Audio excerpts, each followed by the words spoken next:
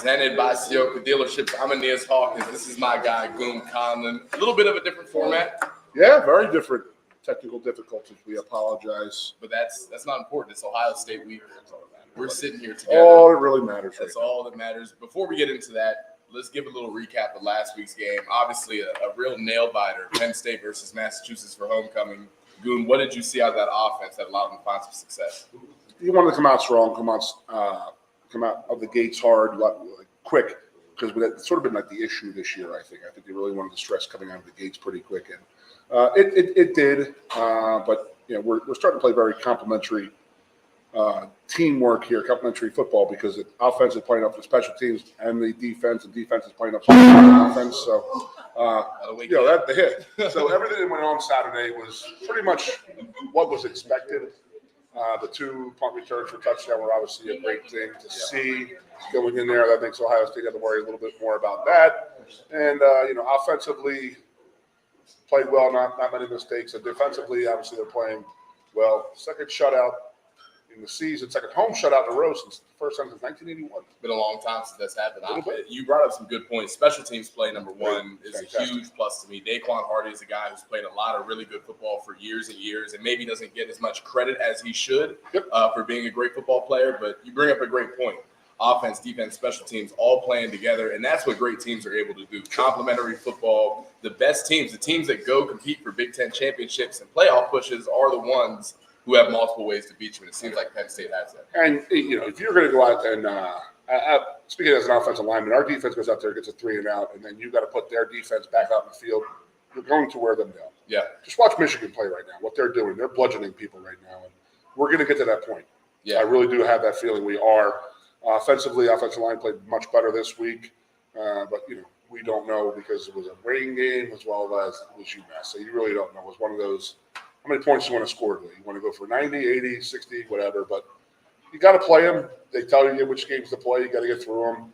Thank God nobody got hurt. They kept a lot of guys out, and they got a lot of plays in. I mean, talking to Hunter before, Hunter is our center, first guest here tonight. He said he played 38 plays as a starting offensive lineman. Which is huge.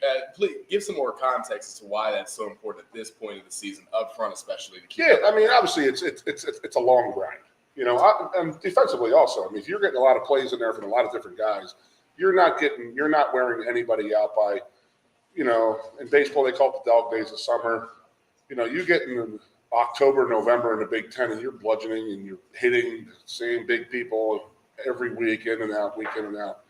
You are going to wear down. That's the problem. You don't want to wear down. You want to be as fresh as you can by the end of the season. And, we're coming into, if you put our season in a little bit of perspective, you had your first 4 games, you had a bye week, then you had a second bye week, but, second scrimmage pretty much playing against UMass. Yeah. But then you're going to Ohio State. You want to be peaked out going up there. And I love how they did it. I know that we have had problems coming off of a bye. I mean, you were here for your 4 years here. You know exactly what I'm talking about. So coming out of a bye, having a UMass type of game, work those kinks out, and you go to Ohio State, ready to go. And another thing I'll say is with a guy like Hunter Norzad and more people like him who are starting typically and playing a bunch of reps, you get up so big on Massachusetts so early, a lot of young guys, a lot of depth pieces able to get a lot of important reps, which as we know with the gauntlet of the schedule, some of those young guys are going to have to step up at some point. So it's great to get them again. Somebody's going to get clipped. Somebody's going to catch an ankle or a knee. God forbid, we don't want it to happen, but it's going to happen. I mean, it's just football. Real quick, speaking of getting clipped, I've been wondering, and maybe the fans back home are wondering too, when does the beard get clipped? I see it's getting some length. I like it. It's looking pretty.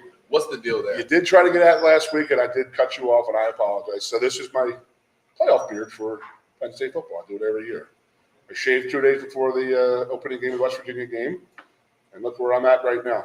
My wife loves it. She really does. Well, good. As long as she wants to put a baseball bat to the back of my head. Trust me. Yeah, she's rooting on Penn State football's demise here, so this could end. She's like, I love Penn State, but I like having my husband back. I don't like the last Alaskan up here talking. So, well, looking ahead to Ohio State. Yep. Obviously, biggest test of the year by a pretty decent margin. When I look at the film and I watch Penn State and I watch Ohio State both, this is the first year really since I've been around Penn State in 2018 that I look at them and I think that Penn State has some clear advantages matchup-wise and really can go talent for talent and really at a deep level with Ohio State. When you watch them, what do you see? I'll go back one little bit, and I've said on my radio show for a couple weeks now, is like, Ohio State has kept me out for the last 15, 20 years in Big Ten. As much as we want to say how fantastic we are and have three Big Ten titles, and Michigan's won the last two, and this and that, they're who we're going after. So we are built to beat them. Like, if you think about it, us getting embarrassed last year at Michigan was because they're built differently. We are built to beat Ohio State because they are the top team in our division, in our conference. Yeah. So we have matched up with them and played them in some very, very close games over the last 5, 6, 7 years because we are built to beat them. And then Harbaugh comes out here with that just massive, typical classic 80s Michigan team, and that's what we weren't prepared for last year. Yeah. I think we are match up very, very well with Ohio State this year, more so than any other time in the last few years. The one I worry about is Michigan in the future. But yes, we have to get through this week.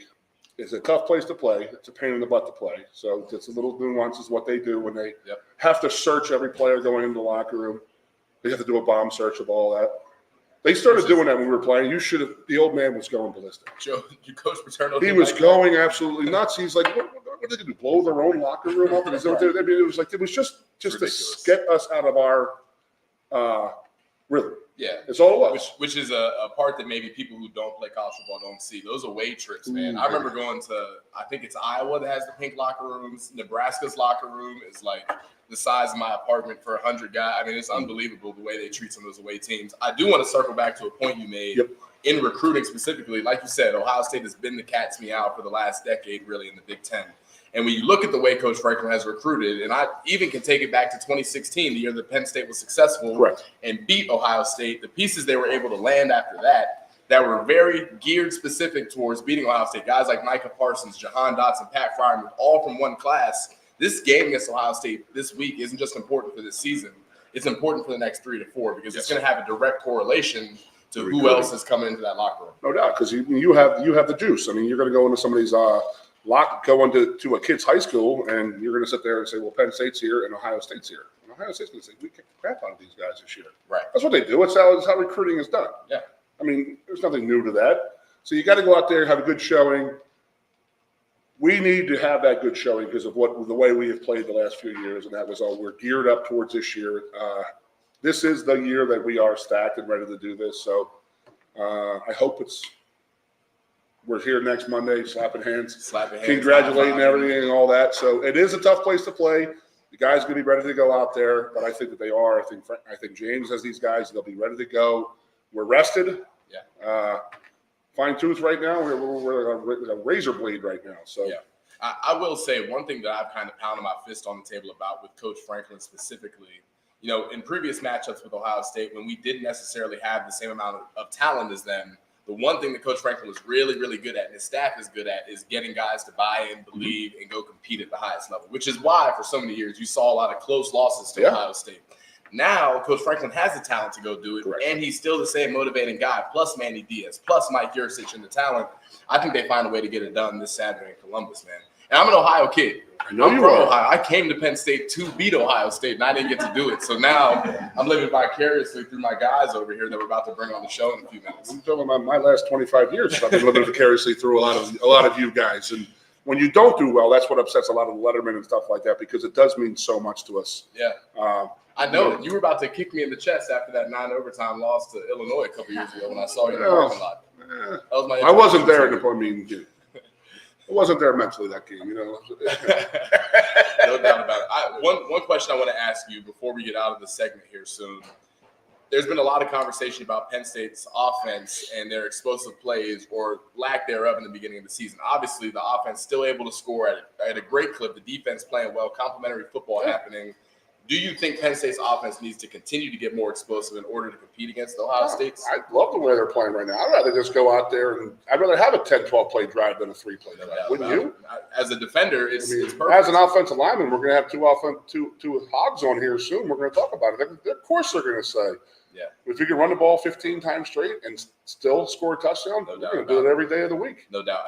Another thing that makes this deep offense different this year in comparison to years in the past is that the defense is so high level and the special teams is playing so well that realistically, if the offense just refrains from turning the football over and is consistent in other areas of the game that matter, they're going to be put in a position where they can go win the game. That was the MO of Penn State, the 60s, 70s, and 80s. It was a strong defense, don't screw up offense, and strong special teams. Yeah. It won a lot of football games, and my era was the only anomaly when it comes to that, where we were dependent upon our offense. I mean, the last few years have we're turning offensively, but I mean, with Manny coming in and taking control of that defense, and they're playing great right now. And that's the thing. I mean, that's complementing your defense. Is you go get a turnover in Penn State, and we get a turnover, boom, turn into points quick. That's demoralizing to an offense. Yes, it is. So let's get some of that going Saturday, baby. I completely agree. We'll be right back on the Blue White Players Show, presented by Ciocca Dealerships. We have Hunter Norzat, Penn State starting center, joining us up next. Stay tuned. Ciocca Toyota of Williamsport invites you to stop in today or check us out online. We have the smart path to your next Toyota, like the all-new Crown, BZ4X, the all-new Grand Highlander, Corolla Cross Hybrids, Sequoias, and more. Over 100 new Toyotas here and on the way. Don't make a $1,000 mistake. Choose Ciocca Toyota of Williamsport and see the Ciocca dealership's difference. Buy or reserve yours today and see for yourself why Ciocca Toyota is the only stop you need for your next new car. Ciocca Toyota, it just feels right.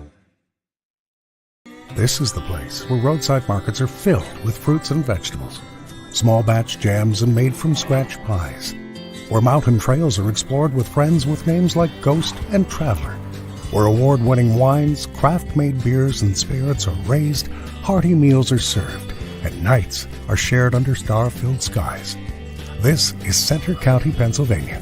To find out all that's happening, visit us at happyvalleyagventures.com. Hi everybody, Mike the Mailman here, to tell you about a State College company that will help you follow the Nittany Lions to their bowl game. Collegiate Athletic Travel. From charter flights and on-site motor coaches to professional staff, the entire trip is easy and carefree. And with their 47 years in the business, you know you're in good hands. You'll get a game ticket and a lot more. Make memories to last a lifetime. Be there next time with Collegiate Athletic Travel. Old Dominion. No Bad Vibes Tour. Friday, December 1st. Rice Jordan Center. With special guest Chase Rice and Kylie Morgan. Tickets on sale now at Ticketmaster.com. Old Dominion, live in concert. Brought to you by Messina Touring Group.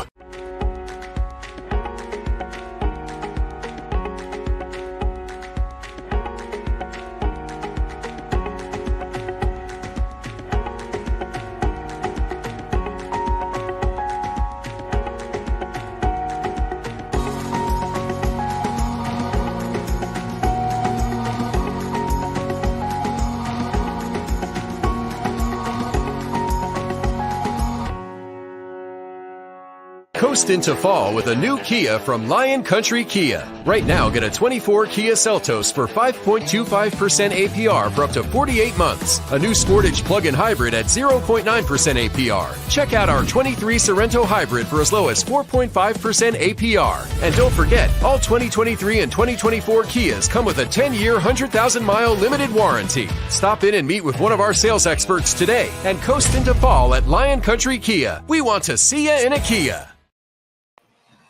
Welcome back to the Blue White Player Show, presented by Ciocca Dealerships. We're joined by the legendary, the man, the myth, the legend, Hunter Norzat. Hunter, thank you for joining us. How are we doing today, brother?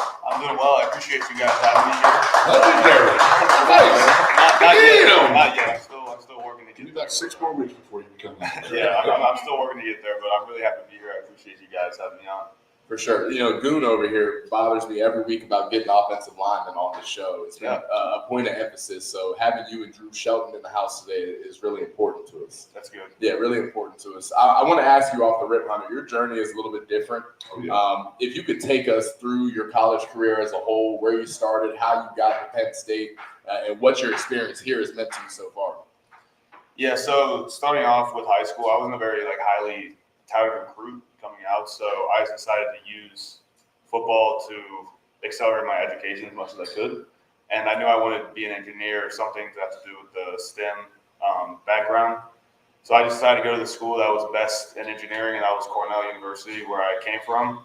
And my freshman year, Not bad school. It's not bad. thank you. You did all right in choice there.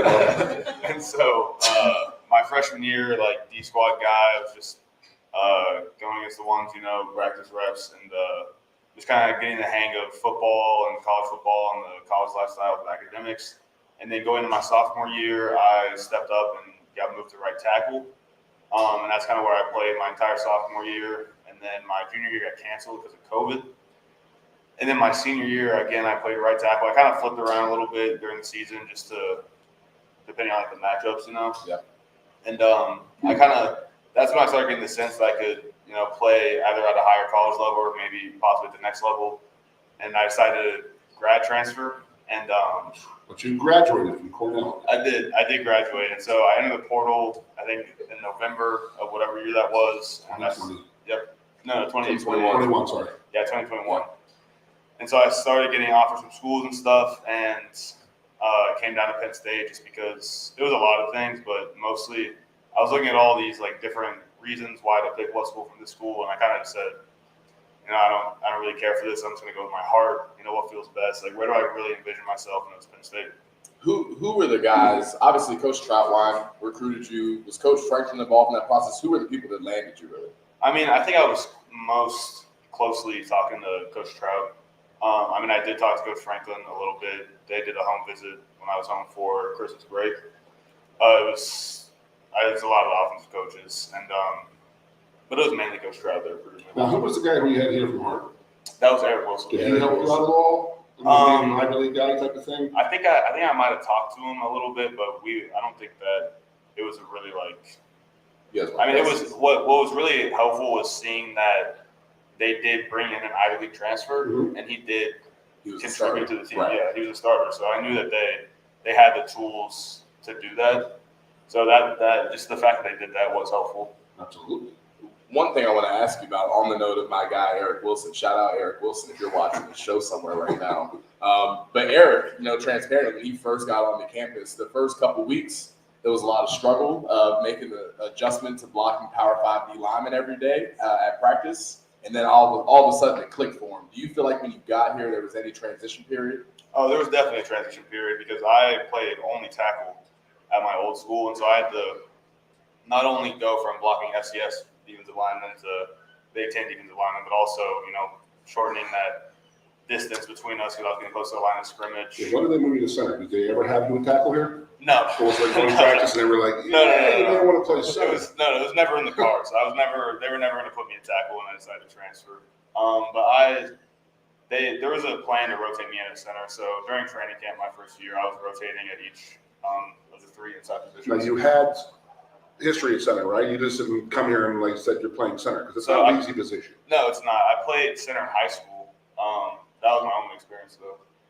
That's insane that you went from not playing center at all to being a starter at Penn State football. That's impressive. I always say, centers and guards, they're knife fighters because they got to fight inside and fight and claw and this and that. Where tackles, we'll talk to Sheld after this, and tackles are just gunfighters because you're playing at such a distance and this and that. And the guys you're going against are so much different size than you. Yeah. You have these tall, lanky guys playing DM where you got 330-pound mutes in front of you. Yeah. Shout out to Marty Jackson. I will ask you though, Hunter, because I'm not an offensive lineman. I'm not as well versed as you and Goon here on offensive line play, but I think that at least to some degree, there's some transferable skill from being a tackle and facing really good athletes on the outside. Does that, when you bump inside, feel like it slows the game down in terms of the athletes that you're playing against? No, I'd actually say the opposite. It's the opposite. Yeah, because when you're so much closer to everything, it seems much faster. Yeah, so like even at center, because you move even closer to the ball, it's even faster than it was. But like when you say I do see what you're saying. Like when it comes to like if you think about pass protection, because they're a little faster on the edges, obviously, it does help a little bit just having the experience with quicker guys, moving inside, especially in pass pro. So we're sitting here. We got a bunch of people here, a bunch of people watching on television. Like, are you making the blocking calls out there, or is that already a done thing? Or are you changing anything about there, or do the guards call? Is the quarterback call? What's going on? Are we allowed to talk about this? Yeah, I think we're allowed to talk about this, right? Yeah. Drew Sheldon confirmed we're allowed to talk about So like we have. That's called getting thrown on the. Yeah, that was So his you fault. know. It's Drew Shelton's fault too. I mean, That was a classic.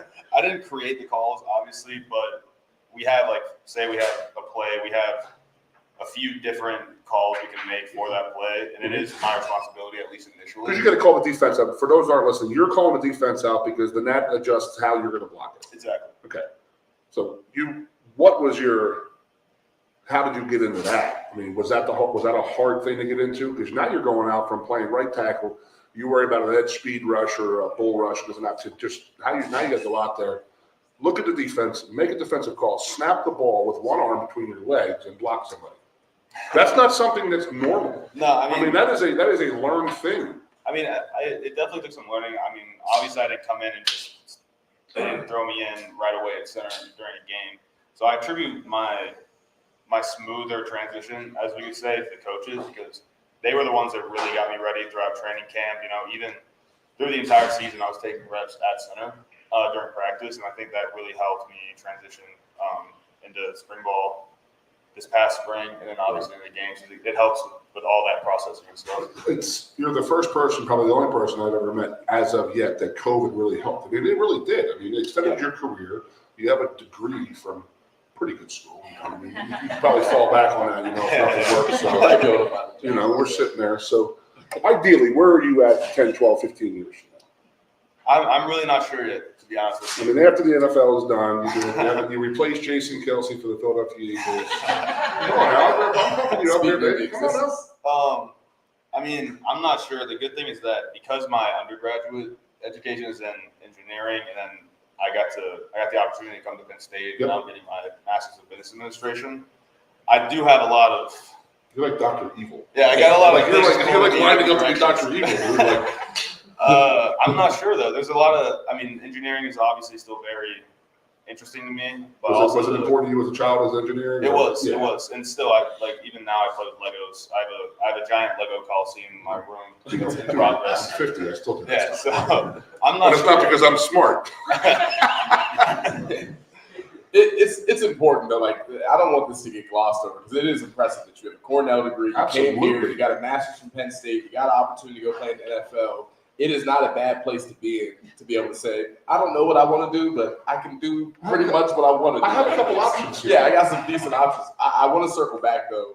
You talked about the coaches helping you with your transition to center. Another guy that was my roommate my freshman year, Drew Scruggs, was here playing center. How was that dynamic? Did he help you at all make that transition to get more comfortable playing center? Yeah, he did. Obviously he was a very, very talented center for us. And and so, like I said, I was taking practice reps at center all of last year. And so whenever I had a question, whenever I want to talk about, what's different between doing this from center versus doing it from guard, he was always right there. He was very, very willing to help, very willing to, watch me, coach me up on what to do. And so he was extremely helpful. We don't talk that much. Okay. He's very busy. I don't want to. Yeah, I got you. I mean, I know that personally I feel like I would be so focused in it. So I feel like I don't really want to. But he is there if you do need it. Oh, for sure. And we FaceTime with him a couple of days ago, like the whole offensive line. Now he's playing, or is he practice squad? I mean, is he starting? Yeah, he's playing. Yeah. I haven't watched many Texans games, so. Yeah, most people typically wouldn't, I would say, in this region. The Juice is definitely their starting center. I saw some preseason work. He was doing great, but he's doing really good for himself. He's not a small guy. You're a little shorter. I mean, comparatively speaking. I mean, what are you, 6'3"? Yeah, 6'3". Okay, that's about normal for a center, in my opinion. How tall is Juice? Juice is probably about 6'3", 6'4", maybe. He's stocky like a bulldog. Yeah. I don't want to get too far from the Juice Scruggs tangent. But I will say, did he beat you up? Let me tell you something. Let me tell you about Juice. We came in the same class together. I have never in my life seen an interior offensive lineman come in and dominate every D tackle on the team and everyone. I mean, he was 18 years old, making Kevin Givens and Rob Windsor look like light work. If Juice Scruggs doesn't get in that the tragic accident he was in his freshman year, Juice Scruggs would not have been at Penn State for 5 years. There was no shot he was sticking around that long. Great player. I do want to ask you. The offensive line has continued to take huge leaps and bounds forward, especially since I was playing even 2 years ago. What has it taken culturally with a guy like Coach Trout, with you, with Olu, and other people in that group to take those steps and continue to push forward? I think the thing that helps us most is the culture within our room of preparation. And that's not just the starting 5 guys going to the game. We're all extremely, extremely prepared going to every game. And it's shared throughout the entire room. So no matter if you're a 1, 2, or 3, if you have a question, the ones are going to help you. Obviously there's a competitive nature because everybody wants to get their play time, but that doesn't prevent anybody from helping anybody else. And so I think when you look at, the way we've been able to move pieces around, even the way you have young guys coming in and playing. That's what I gotta say is how you guys have bumped around. Yeah. Guard to center, center to tackle type of thing. Yeah, that's one thing. And then you have the young guys that can come in and play really well. And I think it really just attributes to the culture that was created. Being prepared, having each other's back, and just doing all that. We're really helping each other. When the 2s and 3s go, the people cheering for them are the 1s. Yep. Yeah. You want to see those guys do well. Yeah, absolutely, because they do like we talked about in this. These guys practice, bust their butts all week, and they can get some time out in the playing field. It's great. No doubt about it. So, the last question. Yeah, I was going to ask. Good. We've been asking everybody about their NIL experience and how it's helped them, whether it's monetarily or helping with family or even getting involved in the community. Have you felt NIL's impact and how have you been able to maximize it? Yeah, I think NIL is really, really good when you think about how it makes the players' reach much bigger and it allows you to connect with fans more, connect with your community more. And you have guys that really, really are doing a good job and really using it, for the best of their ability. I'm going to talk about Nick Dawkins. Yeah. I think if you look at NIL and who's really done a great job with it, you have to look at him because he's not only, just doing stuff for his own personal gain. He's doing stuff. He has a foundation. He's really going out into his community, helping a lot. And so I think the importance of NIL and allowing the players to, own their own brands and use that in a positive fashion is really beneficial for the game. You're a guy who came in who didn't have it. My fear is 5 years from now, guys are coming and expect it from day one. Are they going to be as, appreciative? And that's my only worry with it is will they be appreciative and understand where and why the money is there? So, I'm the old school part of this old school, new school here, but no one's happier than the former players because we know what was left on the table and how we, all that stuff. So seeing you guys make all the, but you see, you watch Prime and his son and this and that, and he's got $12 million and Caleb Williams making $18 million. It's not that. It's a guy getting $1,000 a month and he can fly his mom and dad and his little sister to a football game. Exactly. That's the best part of it. So. It is the best part, no doubt. Hunter, thank you. Awesome. Good luck this week. Best of luck, man. Keep doing your thing. We'll be right back with the Blue White Players Show with our guys.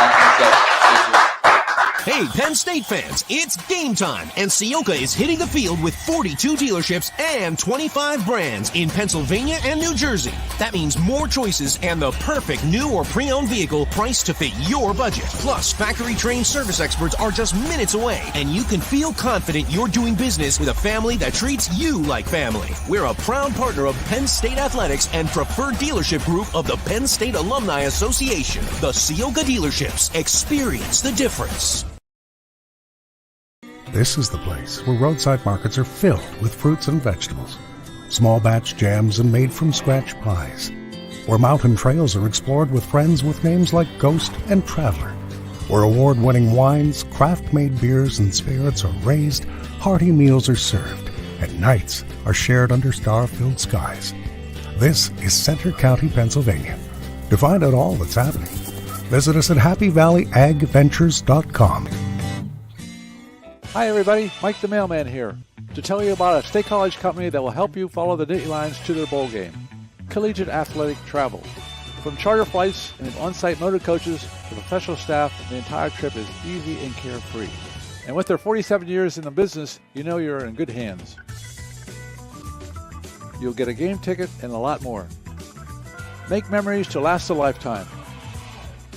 Be there next time with Collegiate Athletic Travel. Old Dominion. No Bad Vibes Tour. Friday, December 1st. Rice Jordan Center. With special guest Chase Rice and Kylie Morgan. Tickets on sale now at Ticketmaster.com. Old Dominion, live in concert. Brought to you by Messina Touring Group.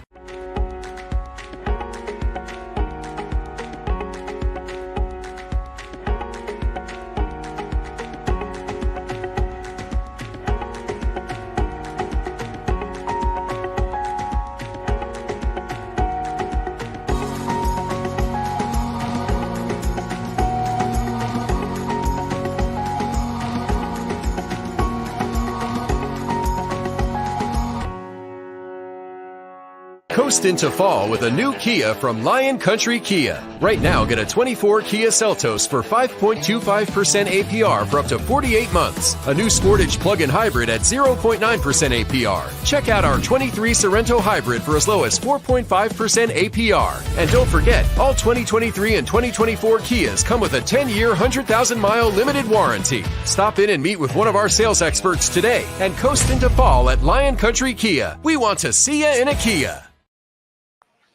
Welcome back to the Blue White Player Show presented by Sioka Dealerships. We are joined by my guy, Drew Shelton, today. Drew, how are we feeling? Feeling good, man. I'm excited to be here. It's great to have you here, Drew. You're a guy that I've been watching keenly since you were a recruit, and you used to sit in my apartment all snotty-nosed watching cartoons, and to see the fine young man you turned into now is just such a blessing. Such a blessing. And my guy Goon here, like I said, is going to ask for offensive linemen all year long. Yeah, absolutely. Yeah. We're the smartest people. Where? We're the most talkative I people. would definitely say so. Let's see. I mean, look at the conversation we got going right now. I think Talking to D-line and maybe they're just.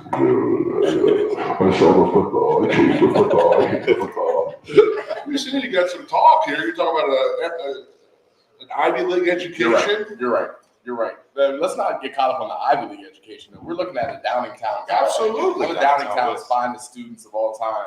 Let's talk about your journey to Penn State, what that actually entailed. Yeah, so started off, I was a freshman in high school, running routes, playing tight end. My boy, Will Howard, is quarterback at Kansas State. He was, a couple coaches came in each week to see him throw the ball, sling the ball around. I was out there running routes for him, and some coaches told my head coach, Mike Milano, that I would be a better guard, better tackle, better offensive lineman. So we ultimately made the switch before my sophomore year, and they knew quick. Yeah, the routes were that bad, that fast. So they're like, get him to the line of scrimmage. I think somebody said you had hands like feet trying to catch the ball. I don't know what that meant. I guess it's not good. I definitely didn't have the best routes. I could have done it though. It just would have You're taken just a freshman. I mean, geez. Yeah, you were a young guy. Yeah, Then we get to play offensive line, and it was great. yeah. I mean, bad tight ends turn into great offensive linemen. You're telling me. So I got recruited here to play defensive tackle. yeah, And I'm like, I want to play D-line. I want to play D-line. My wife, I tell her, I said, Steve Edmond was an All-American, 1990. I'm in high school. D-line. I'm 6'8", this and that. They're like, hey, we're recruiting this D-line. The last 12 minutes of the first practice. And then they were like, hey, why don't you go over there with the offensive line for the rest of this practice? That was the last time I touched the defensive. That was it. Yep. That was it. So at least you learn young now. I mean, yeah. there's no doubt about it. I mean, I've watched you. I know you're wrong very well. I've had my eyes on you. And the fact that you play left guard, right tackle, left tackle, right guard is fantastic. And I don't think people realize how actually hard that is. I'm watching that. Are you an NFL guy who watches NFL, college ball, and all that stuff? I would rather watch a college game. I do like the Eagles though. I got you. So I'm watching the NFL game last night. They had Justin Pugh from Council Rock, by the way. Mm-hmm. He's out there. He was literally eating Doritos on his couch last Sunday. They signed him to a contract. He's playing left guard last night. The left tackle gets hurt, and they throw him out there. Yep. And I'm like, you people don't understand how hard it physically is to go from a guard, like I said, with Hunter. I mean, you're a knife fighting versus gunfighting. I mean, you got to play on an island out there when you're playing on the at a tackle, especially on a left tackle. They just throw you out there and say, hey, there's your guy, get him. Yeah. I mean, that's different. You got the bigger, stronger guys inside, and then all of a sudden, in the next snap, you got a 6'5", 245-pound guy that runs a 4.3 off the edge. I mean, that's not easy. Yeah, that's not easy. What the best part about it is when you finally get your hands on them. Oh yeah, smack them. There you go. See, smack them around a little bit. They learn. They learn not to come at you that hard. These offensive linemen, man, they get to making small talk so fast. This is what they do best when they get together. I do want to ask you though, your journey here is one thing, but when you got here, you were a guy that I remember they talked about, red shirt, and get him ready, give him time to put some weight on, and the next thing you know, you're starting football games at tackle as a true freshman. And you did a good job of it. What did it take for you to be able to jump in there confidently? And can you take us back to the moment you found out that you were going to start a game for Penn State football at tackle as a freshman? What game was this? This was Indiana last year. Okay. The week after we played Ohio State. So, going back a little bit, I get here, Penn State last year, I'm probably 275 pounds. maybe soaking wet, probably. Just like me right now. Yes, 275 soaking wet. Got 30 pounds I got to gain. Just putting a lot of work in the weight room with Coach Earls and Coach Losey and everyone. Truly trying to gain that weight and get better physically as well. Because that took a lot. It took a lot of physical growing up, mental maturing. Not knowing the playbook at all to having to be able to go out and start a game and know everything you're doing to a T. When I first found out, I remember coming in that Sunday and, Olu went down, it was my turn. I was the next guy. And that's the thing about offensive line. It's like people say, I'll just kid around and say, it's easy to put weight on, but you can't just put weight on. You got to put the right weight on. Yeah. That's the thing. You came here at 275. I got here at 265. And then they just start building you up from there. I've always said I'd rather have 10 of you than like a 330-pound kid who's 18 years old. Yeah. Like, I'm like, those dudes are fat. You can't be that big at 18. I would rather have a 275-pound kid that can put 25 pounds on in a year. And then by the time he's a junior, he's 325, but he's still athletic because he knows how to be athletic. He knows how to use his body. Yeah, that was big for me, just getting weight on the right way. Because I didn't want to, in high school, there were times I was around 300. There was times where I was around 290, but I didn't feel good. So coming in, I came in a little lighter. I sacrificed that, but just to get it the right way and be able to move the way I can right now. Nutrition-wise, high school, how much did you have? Nothing? No, right? No. I was just eating whatever I want. I said, Mom, can you give me a snack? She got me some little bites. So I tried that once with my mom. I called it. It's a nice little sandwich right there. I said, Mom, give me a sandwich. Yeah, didn't happen. Didn't work. I want to ask you, Sheldon. I meant to ask. No, I do want to. I'm sorry. Oh, go ahead. But the nutrition thing, it's so you guys are very, very advanced compared to what it was 30 years ago. Oh, yeah. I mean, there wasn't. I'm sure you had a weight room in high school, a weight program where you were out there 9 months a year. You were lifting. I mean, when I was in high school, it was like one of the cool teachers is going to open the weight room, and that was our lifting. Yeah. I mean, that was like one of the things. It was like then you learn when you get here. Okay, this is how you put weight on, the type of thing. Where I think the kids nowadays at a younger age understand their bodies so much better, and they are being taught better nutritionally and weight room wise by better coaches. Yeah. Now, at our high school, Downingtown West, we actually recently just hired a strength and conditioning coach. So going throughout high school, we lifted 3 times a week in the off season. So and the coach put it up on the board here. 3 by 10, do this. Yeah, we had our little packets we had to fill out, and so I kind of had that feeling of understanding what I was getting into when I got to college. Obviously, it's not the same. Yeah. Obviously, it's not the same, but that understanding, setting that baseline really helps. I gotta say this on here. You do not understand how unbelievable it is to play here as offensive lineman as a true freshman. As a true freshman, to come here and play in Penn State and play the level that you did last year in an emergency role at the hardest position on the football field. Yeah. That is amazing. We are recruiting the right type of guys, the right kind of player that you can come in there and do that.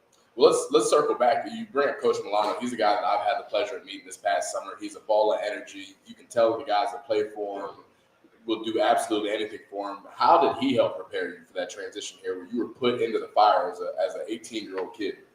Literally. Yeah. He instilled in me the leadership aspect and just kind of how to go about your business. As a kid, as a sophomore, junior, senior at Downingtown, getting all these offers, these kids, they watched me. My teammates, they looked to me for when stuff wasn't going right. So, just being that guy, being the same guy every day that, someone can turn to. That's what he helped me with the most. Yeah. I wanted to ask you, I meant to ask Hunter the same question. A guy that does not get nearly enough credit outside of Penn State football. If you're in the building, you know exactly about this guy. But Coach Earls, I love him as a player. He's a strength coach on the staff. He's a guy that seems like really cares about his guys genuinely. Is going to push guys to their limits no matter who you are, no matter if you're a freshman, a senior that doesn't maybe want to work as hard as when you were a young guy. He's going to get the best out of you. Yeah. How has Coach Earls played a role in your development so far? Coach Earls, we had lifts extra lifts just to get right. You know, coming in 275, we lifted Monday, Tuesday, we lifted so many times throughout the year. And you were still playing at the point, lifting 3 times a week. Yeah, we lifted a lot. I had a And that couple changed of, obviously when you started playing. You No, lifted 3 that's times what a I week. I was getting after it. Yeah, me in there getting after it. I mean, You lifted Friday. Right? not while I was playing. I didn't have the Friday lifts while I was Okay, I playing, was going to say but it was probably maybe Thursday night. that's awesome. Thursday night we had a little lift. Yeah, I came here and tore my shoulder up my freshman year. Jeff Hardings, who we apologize for the technical difficulties, but we had a Jeff Hardings Part 2 Letterman. We can't do that this week because of the technical difficulties. But Jeff tore his knee up. I tore my shoulder up, and then one of the strength coaches, the guy who played here named Mikey Wolf, just said, "Come on, me." Yeah. And I got these little stick legs back in the day, and then I started getting stronger in my legs, and Jeff just started blowing up from 242 to 290, and it all worked out in the end. So It's so important to have a strength coach like that. I'm going to ask you this transparently. Coach Earls is known before max outs, before big lifts, to lay hands on people and to wake them up. He will hit you right in the mouth and wake you up. And some guys want it and they ask for that. I was never one of those guys. Keep your hands to yourself and let me work. Are you a guy that maybe likes a little physicality before you get under that ball? That's not me either. I can't say it is. I mean, I seen you tempered offensive line. Like, you know what I mean? Yeah. It's as hard as an offensive line. You're crazy. You're not that hard. You're an O-lineman. You should have played O-line. I could have played You're center. too nice. You don't have the mean. I'm not tough enough to play I offensive was line. saying tough. I said mean. They're a little different over there. Okay. Well, I disagree. We'll digress there. I just wanted to be the pretty boy on the D-line getting sacks and stuff like that. Come on. I was far too athletic in high school to ever get put on the Oh. offensive line. That's where Shelton Howard. Yeah. They put me in tight end and they kept me.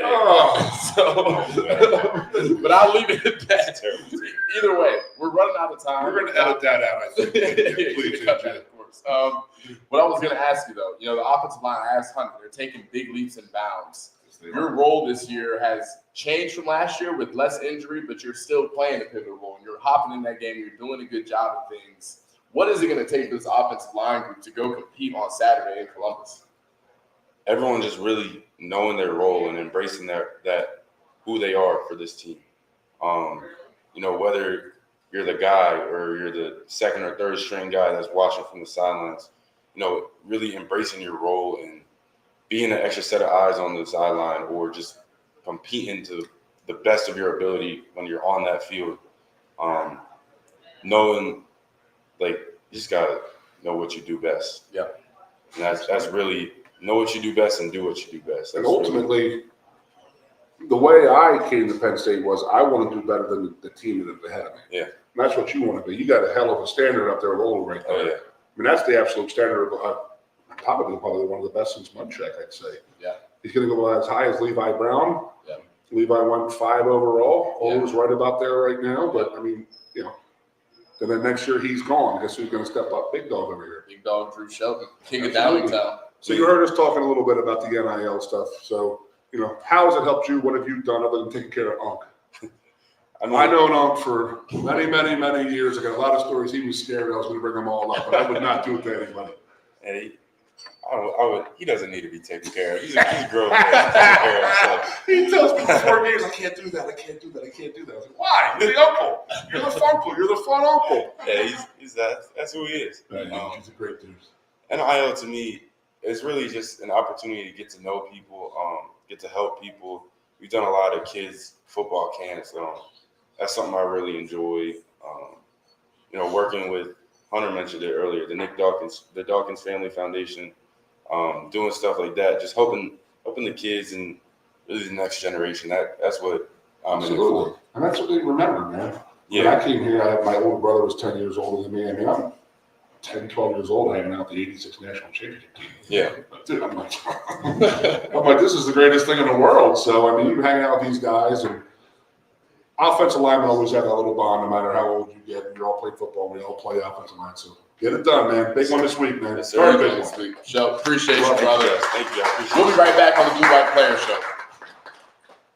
Sioka Toyota of Williamsport invites you to stop in today or check us out online. We have the smart path to your next Toyota, like the all-new Crown, BZ4X, the all-new Grand Highlander, Corolla Cross Hybrids, Sequoias, and more. Over 100 new Toyotas here and on the way. Don't make a $1,000 mistake. Choose Sioka Toyota of Williamsport and see the Sioka dealership's difference. Buy or reserve yours today and see for yourself why Sioka Toyota is the only stop you need for your next new car. Sioka Toyota, it just feels right. This is the place where roadside markets are filled with fruits and vegetables, small batch jams and made from scratch pies, where mountain trails are explored with friends with names like Ghost and Traveler, where award-winning wines, craft-made beers, and spirits are raised, hearty meals are served, and nights are shared under star-filled skies. This is Center County, Pennsylvania. To find out all that's happening, visit us at happyvalleyagventures.com. Hi everybody, Mike the Mailman here, to tell you about a State College company that will help you follow the Nittany Lions to their bowl game. Collegiate Athletic Travel. From charter flights and on-site motor coaches to professional staff, the entire trip is easy and carefree. And with their 47 years in the business, you know you're in good hands. You'll get a game ticket and a lot more. Make memories to last a lifetime. Be there next time with Collegiate Athletic Travel. Old Dominion. No Bad Vibes Tour. Friday, December 1st. Rice Jordan Center. With special guest Chase Rice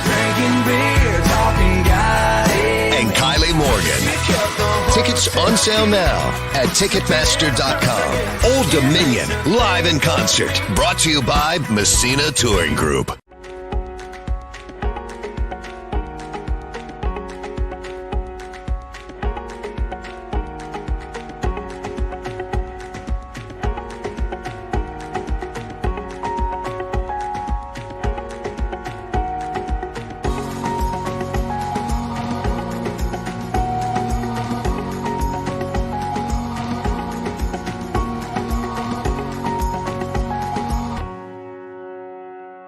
Coast into fall with a new Kia from Lion Country Kia. Right now, get a 24 Kia Seltos for 5.25% APR for up to 48 months. A new Sportage plug-in hybrid at 0.9% APR. Check out our 23 Sorento hybrid for as low as 4.5% APR. And don't forget, all 2023 and 2024 Kias come with a 10-year, 100,000-mile limited warranty. Stop in and meet with one of our sales experts today and coast into fall at Lion Country Kia. We want to see you in a Kia.